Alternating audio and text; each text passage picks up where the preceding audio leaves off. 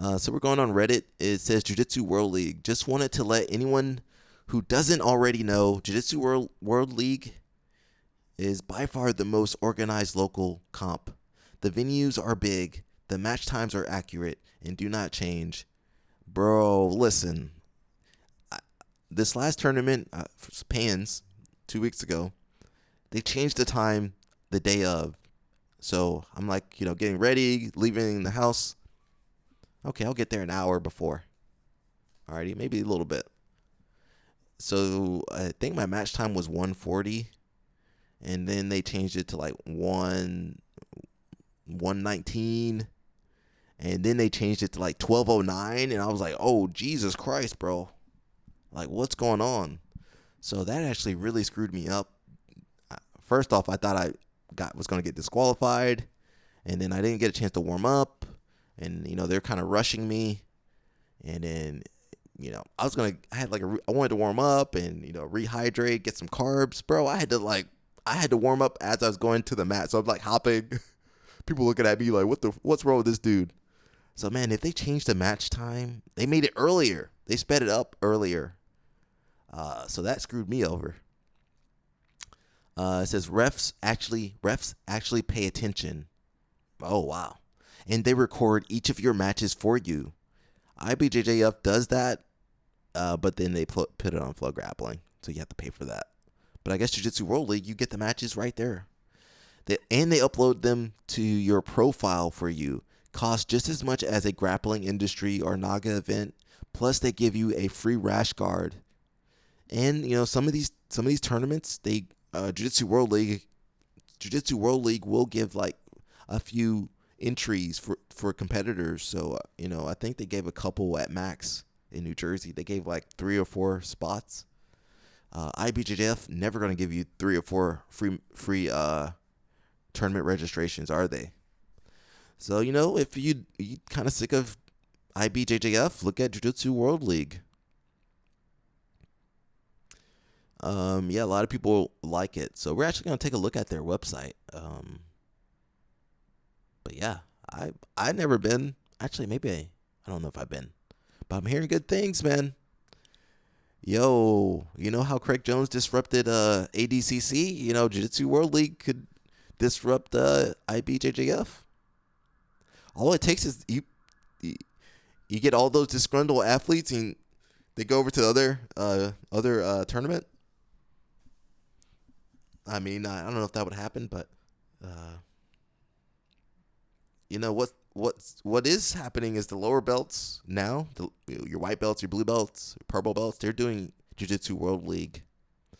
So the black belts now, we're kind of ingrained in the IBJJF, but the lower belts, they're getting used to doing Jiu-Jitsu World League. And then, okay, you know what I really want to do when they get higher belts, they're gonna do more Jiu-Jitsu World Leagues. They're gonna push their students to do Jiu-Jitsu World League. So maybe now, IBJJF has the monopoly on the black belts, but, in the future, 5-10 years from now, it could be different. I assure you, if Jiu-Jitsu World League started paying $10K to win their events for black belts, I'll be over there. See ya, IBJJF. So it's either you be on the front line, you're on the front line of promoting the sport and introducing more money to the sport, or somebody else will, somebody with more influx of cash and better sponsorships will take over.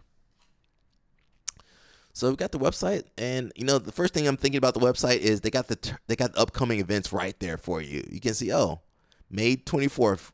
They got their Worlds, Jiu-Jitsu World League Worlds. Okay, that might be kind of cool. It's coming up a little too soon. And that's in Long Beach Arena. And then April 5th, they got Texas. April 12th, San Diego. So that's pretty interesting. I like how that works. They got Jersey May 3rd. I won't be there. Will I be in Jersey May 3rd? I don't know.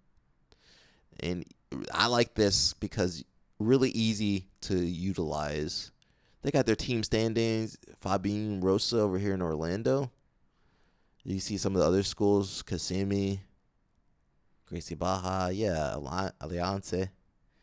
So that's pretty interesting. I really like that because when you go to IBJJF, let's look at IBJJF real fast. Let's see, pull them up next to each other. The website's just not that good. Is that just me? They got all this video stuff. You're like, cool, awesome. Where's the tournament at? And then it's not really in the best order. So they got Brasileiro. This April 26th to May 4th. So it's not in chronological order. It's just in order of importance. So they got the Brasileiro in front of the World Championships and then in front of the Masters. So I mean, you do have the same, but look, I gotta zoom through everything. The only thing IBJJF has on Jiu-Jitsu World League, I mean, obviously they were first in the industry, first major tournament in the industry. But they also can do multiple tournaments on a single day. So April 5th and 6th, they got New York, they got Chicago, they got Rio. Yeah, they got a ton of tournaments. Rio, what else they got going on? All right. I got to look and see what's going on because I need some more points. They can run multiple tournaments in the same weekend.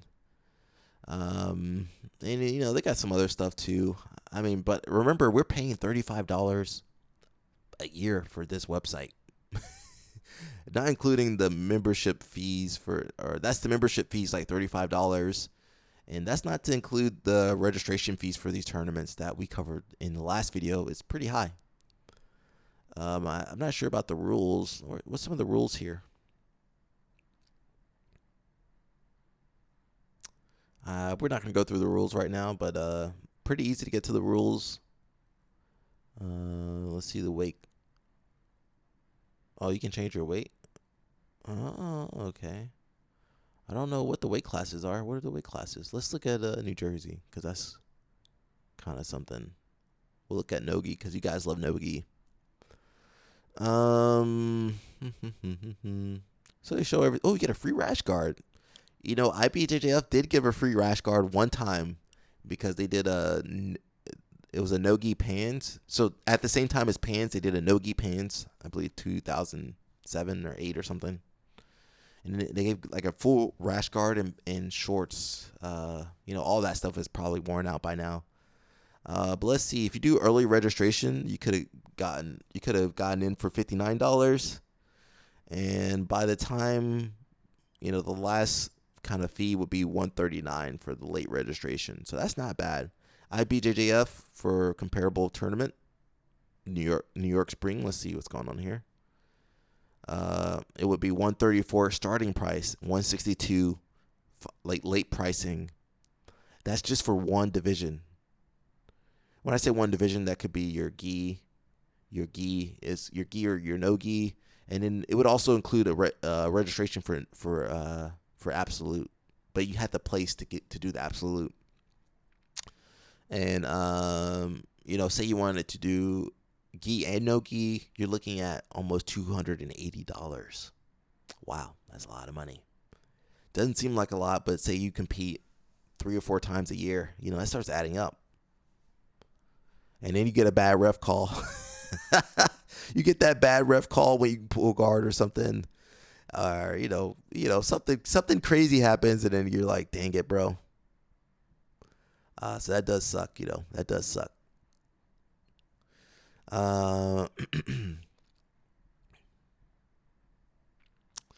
Let's see how they do their weigh-ins. After you check in and receive your wristband, you will be directed to the weigh-in station. You must weigh in at least 1 hour before your match. Oh, so you can weigh in. Wait, at least means you can weigh in. You could get there earlier and weigh in? Oh, wow. So what, IBJJF, you got to weigh in when they put you on deck. So when they call you to the bullpen, you got to weigh in. But you can't weigh in before. So say you compete at 1 p.m. or 13 for my Europeans. You compete at 13 or 1 p.m. You get there 8 a.m. You got to wait. You got to wait till they call you. But I think at Jiu-Jitsu World League, you can just weigh in whenever you get there and you're good. And you weigh in with your gi. But it says they allow you a point 0.9, so almost 1 pound. They give you almost 1 pound allowance. So in a 141-pound weight class, they would accept you weighing 141.9. So IBJJF, you have to weigh in at the weight. If it says 82 kilograms, you better weigh in 82 kilograms. If they say 154 pounds, 154.3 pounds, 154.4, whatever it is, you gotta weigh in at 154, 153.4, whatever it is. If they say 168, 167.5, 167.8 pounds, you gotta weigh in 167.8 pounds. If you're over by any amount, you get disqualified. So you spent $200, $300 to get disqualified if you didn't make weight. They also do a round robin, which IBJF is supposed to do, but I've never seen. So yeah, enough nitpicking. I mean, IBJF does have really good.